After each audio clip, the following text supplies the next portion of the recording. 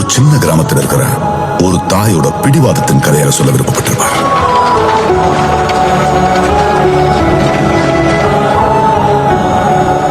நீர்ல இருந்து நெருப்பு உருவான சரித்திரமே இல்லை.